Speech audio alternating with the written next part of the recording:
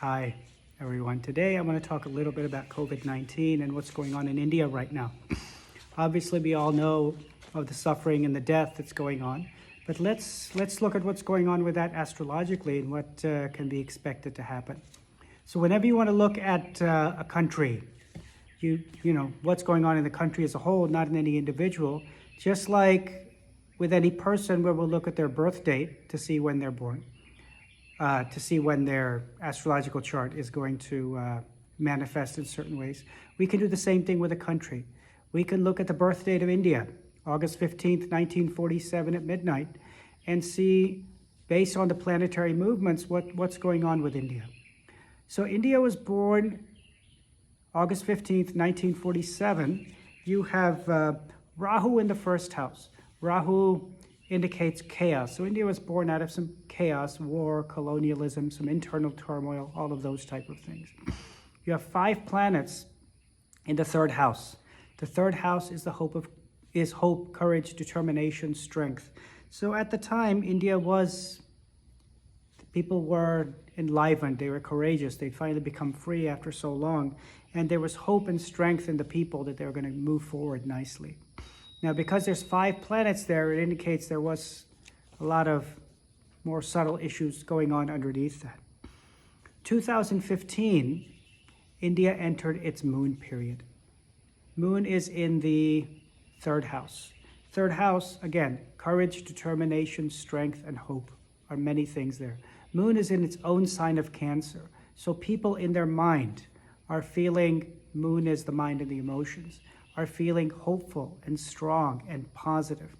Perhaps because at the time Prime Minister Modi had finally taken power and you have a more spiritually minded leadership in the country. So that's when the moon period began. December of 2019, Moon and Saturn in the birth chart of India came into power. Saturn is karma and suffering and death. With the moon, it indicates struggling to the mind and suffering.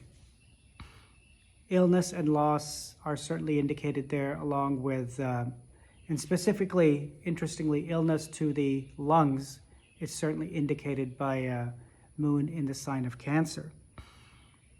What happened when that period started, or during that Saturn period, that moon-Saturn period, is that a lot of the hope and joy and encouragement that people had when the moon started its initial phase kind of slowed down or faded. So since the beginning of 2020, December of 2019, around that time, people start to feel less hopeful, more struggling with what's going on. More acute since January, certainly, and worse since March 4th of this year. That's when Rahu was manifest both in the yearly chart of India, and after January is when Rahu, Moon, Saturn, Rahu were all manifesting in the birth chart. So the influence of Rahu was quite strong at that time, especially because it's in the first house of the birth chart of India. So what's going to happen now? What does the birth chart indicate? Based on my interpretation, it looks like May and June are going to be a little bit of a struggle, maybe a little bit same as where we are, but perhaps a little bit better, but not dramatically. July, the struggles continue, health problems continue. There's a lot of internal turmoil, maybe political intrigue going on in that regard. August, I think the problem is probably going to worsen. Maybe limitations, restrictions on people, maybe another lockdown, a lot of mental stress. September and October, the problems are still going on and more aid coming to help India. It looks like in September, there's more help coming. November and December are a little bit better for India astrologically, but really it's until at least March of next year, March of 2022, that we really start to see things slow down a little bit. This is based on the yearly, the transits, and the birth chart, looking at all of those things together.